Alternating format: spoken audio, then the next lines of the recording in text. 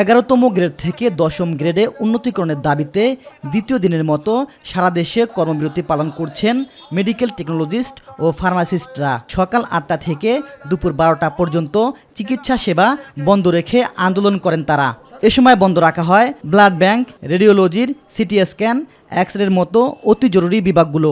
রোগীদের সরকারি ওষুধ প্রদানও বন্ধ রাখেন আন্দোলনকারীরা। তারা জানান, মেডিকেল টেকনোলজিস্ট ও ফার্মাসিস্ট পদ সৃষ্টির পর থেকে তাতে পদোন্নতির কোনো সুযোগ রাখা হয়নি। বারবার আশ্বাস দিয়েও তা বাস্তবায়ন করেনি মন্ত্রণালয়। এজন্যই আন্দোলনের পথ বেছে নেওয়া হয়েছে। আমাদের দাবি হচ্ছে এই 11তম গ্রেড থেকে 10ম গ্রেডে উন্নীত করতে হবে এবং এটা দীর্ঘ 3 দশকের দাবি আমাদের।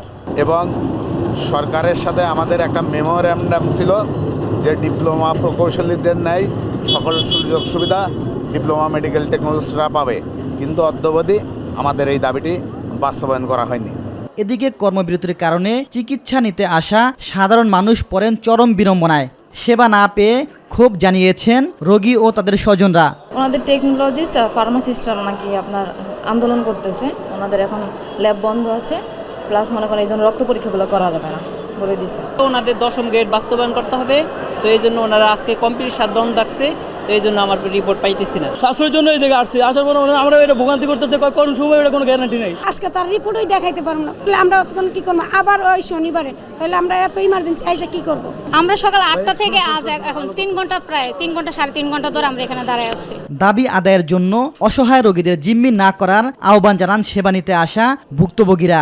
10টা থেকে 12টা পর্যন্ত, মানে 11টা পর্যন্ত, 11:30 পর্যন্ত দাঁড়ানো আমরা, এখন পর্যন্ত ঔষধ দিচ্ছে না, তারা আন্দোলন চালাই যাচ্ছে। 2-2.5 ঘন্টা হয়ে গেছে, কিন্তু এখন আমরা ওষুধ পাচ্ছি না। ইলিয়াস মাতবর, মাই টিভি, ঢাকা।